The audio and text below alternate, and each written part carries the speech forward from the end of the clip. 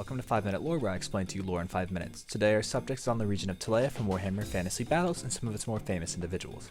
I will mention some of the Dogs of War characters, but this video will not be focused on them. They might get their own video in the future. Tilea is in the Southern Realms region and is located near Skavenblight, south of the Empire and on a peninsula. It's known for its many rich city-states and trade. Tilea is also known for its massive mercenary host. The merchant princes of the area do not prefer to raise their own standing armies and instead rely on famous mercenary companies to fight against their enemies. Tilean culture, much like the Italian culture of the Renaissance period, focuses on exploration and innovation. These states are also fiercely independent and constantly squabble and infight, preventing them from becoming a dominant power in the Old World. Tilean merchants are also constantly looking for new ways to make money, and when the Bretonnian Eritrea wars into Araby were successful, they saw an opportunity and took advantage of it to establish new trade ports. These new Arabian trade routes allowed Tilea access to brand new sea and land routes as well as many riches from ancient Nehekharan ruins. Tilea became the dominant trade power in Araby. Tilea would even establish a trade route to the Empire of Cathay with the aid of the dwarves. In the year 1492, Marco Colombo sailed the ocean blue and discovered the continent of Lustria. Yep, Warhammer literally just put Christopher Columbus in their universe down to the year he discovered America.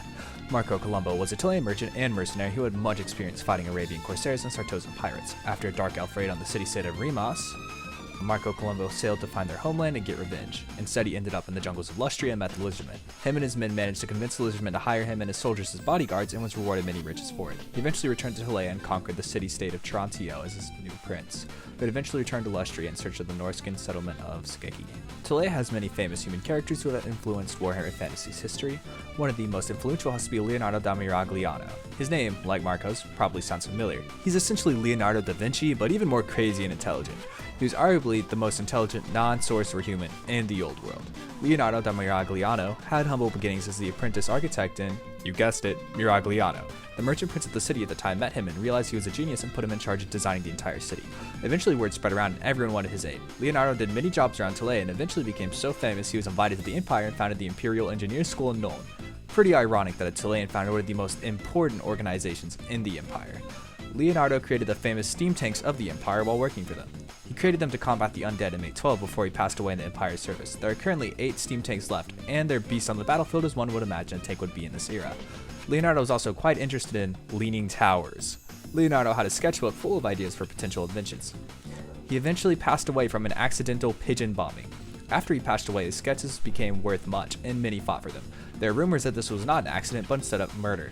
Regardless, Leonardo is one of the most influential figures for humanity in Warhammer Fantasy. Borgio the Besieger was the merchant prince of Miragliano, and being a legendary mercenary captain, who, as his nickname suggests, was an expert in siege warfare. Borgio was a hardcore dude and known to fight on the battlefield alongside his troops, unlike most Tilean nobles, and was beloved by them for it. He's so hardcore, when he was hit in the chest by a cannonball, he took the cannonball and had it created into a mace to use as a weapon.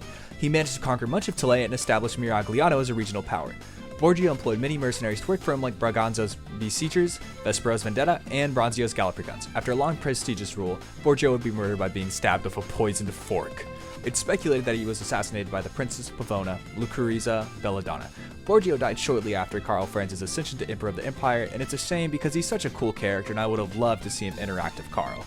There are a couple more famous Tileans, but those 3 are the most prominent figures in my opinion if we're discussing Tilea. We can't forget one of the main things that separates them from the other human factions, the goddess they worship. Tilea worships Myrmidia. She's similar to our world's Athena, being a goddess of warfare and strategy. She values knowledge and compassion as opposed to brute force and brutality. The neighboring region of the Stalia also worships Myrmidia like the Tileans, but they've had a religious schism. This is probably a reference to the real-life occurrence between Eastern Rome and Western Rome. Tilea believes Myrmidia was once a human queen who led an empire from the city of Remas that conquered much of the southern portion of the Old World. After her conquest, she would ascend to godhood. Myrmidia has multiple knightly orders dedicated to her, the Tilean one being the Order of the Eagle. Interestingly, worship of Myrmidia has become spread to the empire, being popular with women.